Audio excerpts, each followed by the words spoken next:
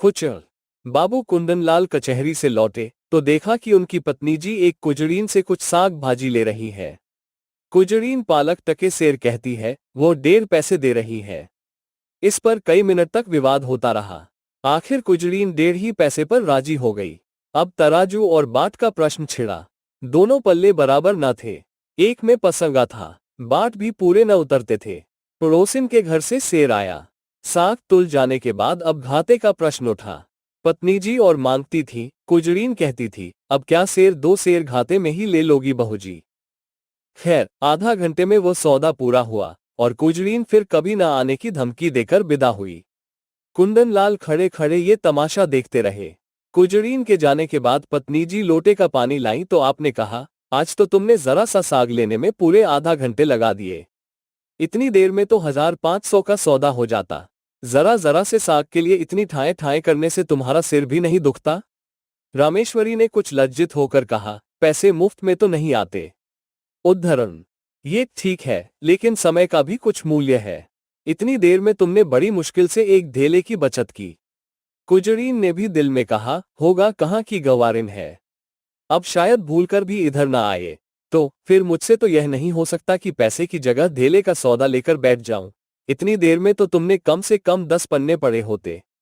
कल महरी से घंटों सिर मारा, परसों दूधवाले के साथ घंटों शास्त्रार्थ किया। जिंदगी क्या इन्हीं बातों में खर्च करने को दी गई है? कुंदनलाल प्रायः नित्य ही पत्नी को सदुपदेश देते रहते थे। यह उनका दूसरा विवाह था। रामेश्वरी को आए अभी 2 ही 3 महीने हुए थे। अब तक तो बड़ी नंजी ऊपर के काम किया करती थी। रामेश्वरी की उनसे न पटी। उसको मालूम होता था, यह मेरा सर्वस्व ही लुटाए देती है। आखिर वो चली गई। तब से रामेश्वरी ही घर की स्वामिनी है। वो बहुत चाहती है कि पति को प्रसन्न रखे। उनके इशारों पर चलती है। एक बार जो बात सुन लेती है, गांठ बांध लेती है। पर रोज ही तो कोई नई बात हो जाती है और कुंदनलाल को उसे उपदेश देने का अवसर मिल जाता है। एक दिन बिल्ली दूध पी गई। रामेश्वरी दूध गर्म करके लाई और स्वामी के सिरहाने रखकर पान बना रही थी कि बिल्ली ने दूध पर अपना ईश्वर प्रदत्त अधिकार सिद्ध कर दिया। रामेश्वरी यह अपहरण स्वीकार न कर सकी। रुल लेकर बिल्ली को इतने जोर से मारा कि वो 2-3 लुढ़कियां खा गई। कुंदनलाल लेटे लेटे अखबार पढ़ रहे थे। बोले, और जो मर जाती? उद्धरण। रामेश्वरी ने ढिठाई के साथ कहा, तो मेरा दूध क्यों पी गई? उसे मारने से दूध मिल तो नहीं गया? जब कोई नुकसान कर देता है तो उस पर क्रोध आता ही है, ना आना चाहिए। पशु के साथ आदमी भी क्यों पशु हो जाए? आदमी और पशु में इसके सिवा और क्या अंतर है? कुंदनलाल कई मिनट तक दया, विवेक और शांति की शिक्षा देते रहे। यहां तक कि बेचारी रामेश्वरी मारे ग्लानि के रो पड़ी। इसी भांति एक दिन रामेश्वरी ने एक भिक्षुक को दुत्कार दिया तो बाबू साहब ने फिर उपदेश देना शुरू किया। बोले, तुमसे न उठा जाता हो तो लाओ मैं दे आऊं। गरीब को यूं न डुकारना चाहिए। रामेश्वरी ने त्योरियां चढ़ाते हुए कहा, दिन भर तो तांता लगा रहता है, कोई कहां तक दौड़े। सारा देश भिखमंगों ही से भर गया है शायद।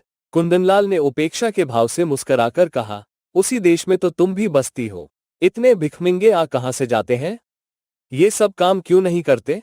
कोई आदमी इतना नीच नहीं होता जो काम मिलने पर भीख मांगे। हाँ, अपंग हो तो दूसरी बात है। अपंगों का भीख के सिवा और क्या सहारा हो सकता है? सरकार इनके लिए अनाथालय क्यों नहीं खुलवाती?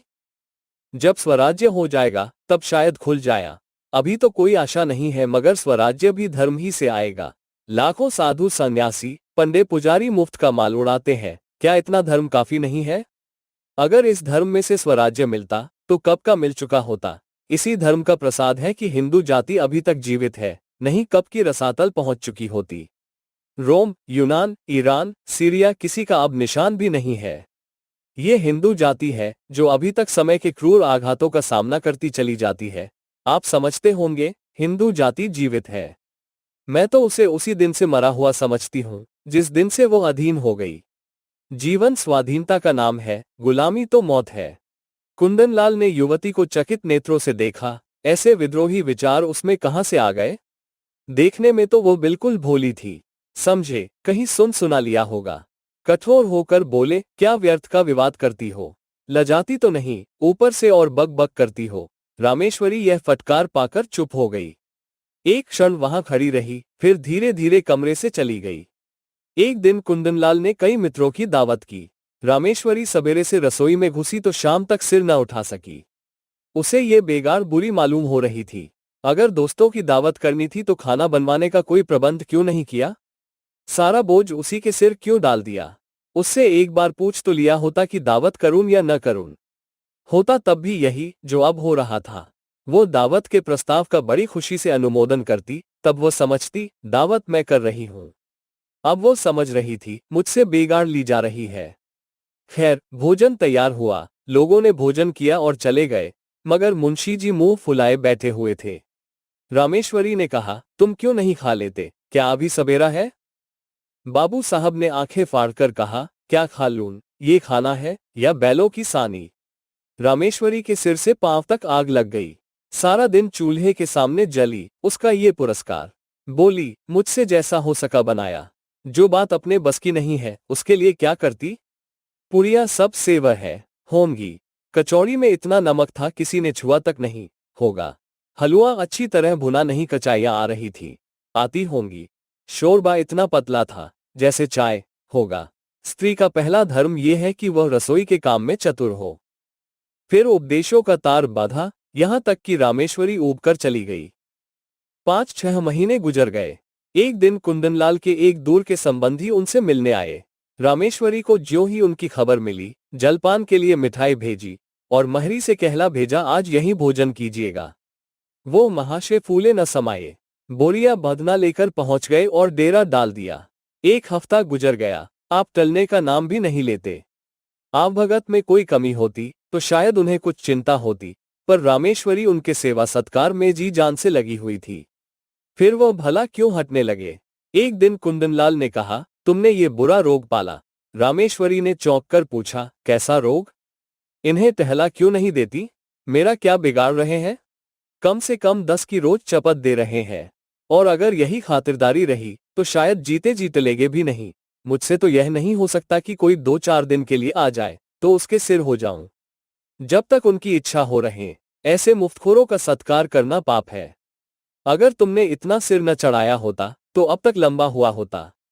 जब दिन में 3 बार भोजन और 50 बार पान मिलता है तो उसे कुत्ते ने काटा है, जो अपने घर जाए। रोटी का चोर बनना तो अच्छा नहीं। कुपात्र और सुपात्र का विचार तो कर लेना चाहिए। ऐसे आलसियों को खिलाना पिलाना वास्तव में उन्हें जहर देना है। जहर से तो केवल प्राण निकल जाते हैं, ये खातिरदारी तो आत्मा का सर्वनाश कर देती है। अगर यह हजरत महीने भर भी यहाँ रह गए तो फिर जिंदगी भर के लिए बेकार हो जाएंगे। फिर इनसे कुछ ना होगा और इसका सारा दोष तुम्हारे सिर होगा। तर्क का तांता बंध गया, प्रमाणों की झड़ी लग गई। रामेश्वरी खिसियाकर चली गई। कुंदनलाल उससे कभी संतुष्ट भी हो सकते हैं, उनके उपदेशों की वर्षा कभी बंद भी हो सकती है, ये प्रश्न उसके मन में बार बार उठने लगा। एक दिन देहात से भैंस का ताजा घी आया। इधर महीनों से बाजार का घी खाते खाते नाक में दम हो रहा था। रामेश्वरी ने उसे खौलाया, उसमें लौंग डाली और कड़ाह से निकालकर एक मटकी में रख दिया। उसकी सोंधी सोंधी सुगंध से सारा घर महक रहा था। महरी चौका बर्तन करने आए तो उसने चाहा कि मटकी चौके से उठाकर छीके या आले पर रख दे, पर संयोग की बात, उसने मटकी उठाई तो वो उसके हाथ से छूटकर गिर पड़ी। सारा घी बह गया। धमाका सुनकर रामेश्वरी दौड़ी तो महरी खड़ी रो रही थी और मटकी चूर चूर हो गई थी। तड़प कर बोली, मटकी कैसे टूट गई? मैं तेरी तलब से काट लूंगी। राम राम, सारा घी मिट्टी में मिला दिया। तेरी आंखें फूट गई थी क्या? या हाथों में दम नहीं था?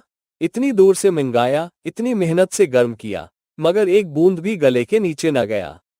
अब खड़ी बिसूर क्या रही है, जा अपना काम कर। महरी ने आंसू पोंछकर कहा, बहू जी अब तो चूक हो गई, चाहे तलब काटो चाहे जान मारो। मैंने तो सोचा उठाकर आले पर रख दूं तो चौका लगाऊं। क्या जानती थी कि भाग्य में ये लिखा है। न जाने किसका मुंह देखकर उठी थी। रामेश्वरी, मैं कुछ नहीं जानती, सब रुपये तेरी तलब से वसूल कर लूंगी। 1 रुपया जुर्माना न किया तो कहना।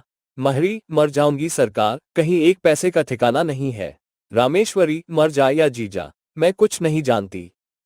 महरी ने 1 मिनट तक कुछ सोचा और बोली, अच्छा काट लीजिएगा सरकार, आपसे सब्र नहीं होता, मैं सब्र कर लूंगी। यही न होगा, भूखों मर जाऊंगी। जीकर ही कौन सा सुख भोग रही हूं कि मरने को डरूं। समझ लूंगी। 1 महीना कोई काम नहीं किया, आदमी से बड़ा बड़ा नुकसान हो जाता है, ये तो घी ही था। रामेश्वरी को एक ही क्षण में महरी पर दया आ गई। बोली, तू भूखों मर जाएगी तो मेरा काम कौन करेगा? महरी, काम कराना होगा, खिलाएगा, न काम कराना होगा, भूखों मारिएगा। आज से आकर आप ही के द्वार पर सोया करोगी। रामेश्वरी, सच कहती हूँ, आज तूने बड़ा नुकसान कर डाला। महरी, मैं तो आप ही पछता रही हूँ सरकार। रामेश्वरी, जा गोबर से चौका लीप दे, मटकी के टुकड़े दूर फेंक दे और बाजार से घी लेती आ। महरी ने खुश होकर चौका गोबर से लीपा और मटकी के टुकड़े बटोर रही थी कि कुंदनलाल आ गए और हाड़ी टूटी देखकर बोले, ये हाड़ी कैसे टूट गई? रामेश्वरी ने कहा, महरी उठाकर ऊपर रख रही थी, उसके हाथ से छूट पड़ी। कुंदनलाल ने चिल्लाकर कहा, तो सब घी बह गया? और क्या कुछ बच भी रहा? तुमने महरी से कुछ कहा नहीं? क्या कहती? उसने जानबूझकर तो गिरा नहीं दिया। यह नुकसान कौन उठाएगा? हम उठाएंगे। और कौन उठाएगा? अगर मेरे ही हाथ से छूट पड़ती तो क्या हाथ काट लेती?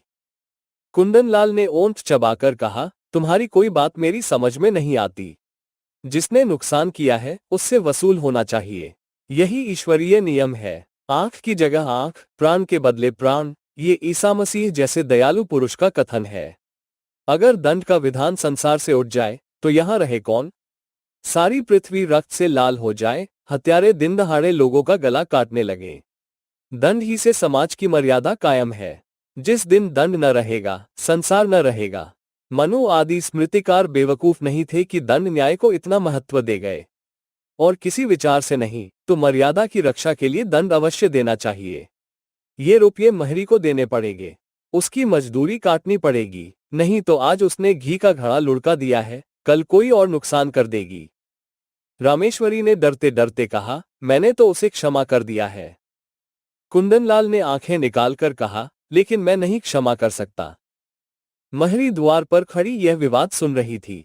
जब उसने देखा कि कुंदनलाल का क्रोध बढ़ता जाता है और मेरे कारण रामेश्वरी को घुड़कियां सुननी पड़ रही है, तो वह सामने जाकर बोली, बाबूजी, अब तो कसूर हो गया। अब सब रुपये मेरी तलब से काट लीजिए। रुपये नहीं है, नहीं तो अभी लाकर आपके हाथ पर रख देती।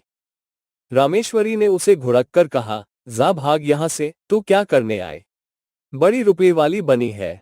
कुंदनलाल ने पत्नी की ओर कठोर नेत्रों से देखकर कहा, तुम क्यों उसकी वकालत कर रही हो? यह मोटी सी बात है और इसे एक बच्चा भी समझता है कि जो नुकसान करता है उसे उसका दंड भोगना पड़ता है। मैं क्यों 5 रुपये का नुकसान उठाऊं? बेवजह क्यों नहीं इसने मटके को संभालकर पकड़ा? क्यों इतनी जल्दबाजी की? क्यों तुम्हें बुलाकर मदद नहीं ली? ये साफ इसकी लापरवाही है। ये कहते हुए कुंदनलाल बाहर चले गए। रामेश्वरी इस अपमान से आहत हो उठी। डांटना ही था तो कमरे में बुलाकर एकांत में डांटते। महरी के सामने उसे रुई की तरह धुन डाला। उसकी समझ ही में ना आता था ये किस स्वभाव के आदमी है। आज एक बात कहते हैं, कल उसी को काटते हैं, जैसे कोई झक्की आदमी हो। कहाँ तो दया और उदारता के अवतार बनते थे, कहाँ आज 5 रुपये के लिए प्राण देने लगे। बड़ा मजा आ जाए कल महरी बैठ रहे, कभी तो इनके मुख से प्रसन्नता का एक शब्द निकला होता। अब मुझे भी अपना स्वभाव बदलना पड़ेगा।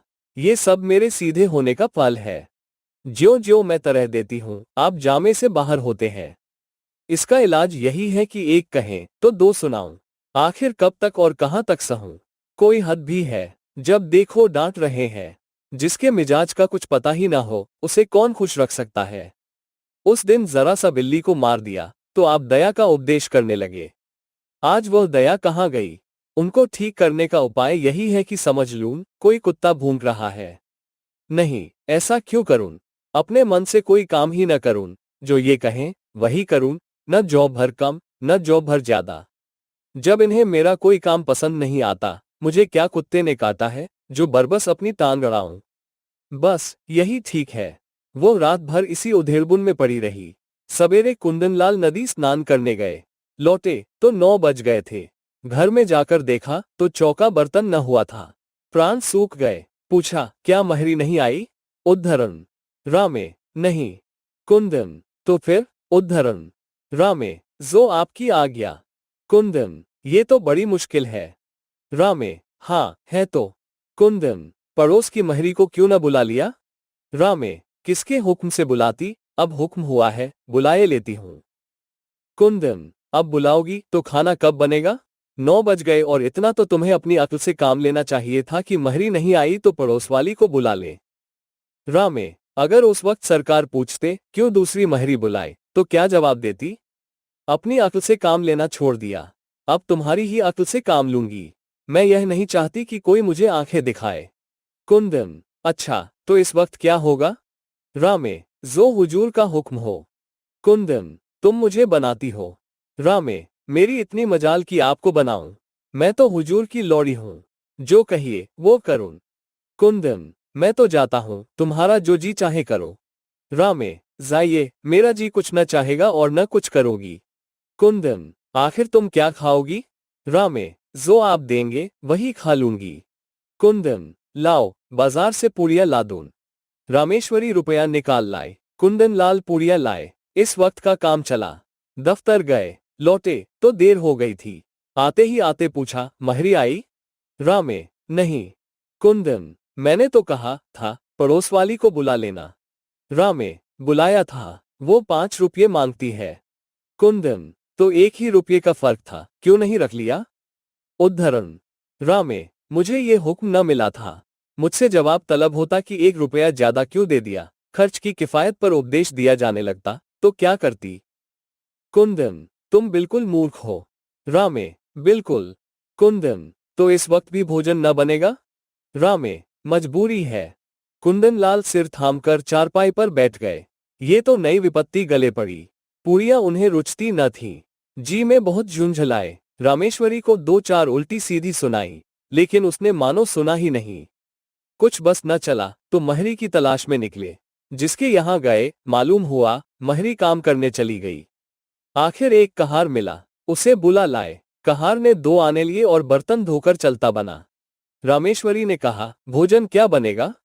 कुंदन, रोटी तरकारी बना लो, या इसमें कुछ आपत्ति है? रामे, तरकारी घर में नहीं है। कुंदन, दिन भर बैठी रही, तरकारी भी न लेते बनी? अब इतनी रात गए तरकारी कहाँ मिलेगी? रामे, मुझे तरकारी ले रखने का हुक्म न मिला था। मैं पैसा धेला ज्यादा दे देती तो? कुंदनलाल ने विवशता से दांत पीसकर कहा, आखिर तुम क्या चाहती हो? रामेश्वरी ने शांत भाव से जवाब दिया, कुछ नहीं, केवल अपमान नहीं चाहती। कुंदन, तुम्हारा अपमान कौन करता है? रामे, आप करते हैं। कुंदन, तो मैं घर के मामले में कुछ न बोलूं? उद्धरण, रामे, आप न बोलेंगे तो कौन बोलेगा? मैं तो केवल हुक्म की ताबेदार हूं। रात रोटी दाल पर कटी। दोनों आदमी लेटे। रामेश्वरी को तो तुरंत नींद आ गई। कुंदनलाल बड़ी देर तक करवटें बदलते रहे। अगर रामेश्वरी इस तरह सहयोग न करेगी तो एक दिन भी काम न चलेगा। आज ही बड़ी मुश्किल से भोजन मिला।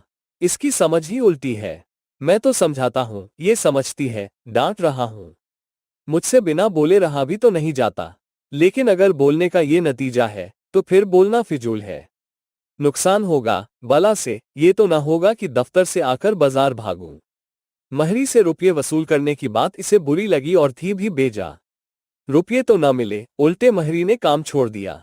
रामेश्वरी को जगाकर बोले, कितना सोती हो तुम? रामे, मजूरों को अच्छी नींद आती है। कुंदन, चिढ़ाओ मत, महरी से रुपये न वसूल करना। रामे, वो तो लिए खड़ी है शायद। कुंदन, उसे मालूम हो जाएगा तो काम करने आएगी। रामे, अच्छी बात है, कहला भेजोगी। कुंदन, आज से मैं कान पकड़ता हूं, तुम्हारे बीच में न बोलूंगा। रामे, और जो मैं घर लुटा दूं तो? कुंदन, लुटा दो, चाहे मिटा दो, मगर रूठो मत। अगर तुम किसी बात में मेरी सलाह पूछोगी तो दे दूंगा, वरना मुंह न खोलूंगा। रामे, मैं अपमान नहीं सह सकती। कुंदन, इस भूल को क्षमा करो। रामे, सच्चे दिल से कहते हो ना? कुंदन, सच्चे दिल से। कहानी यहीं पर समाप्त होती है।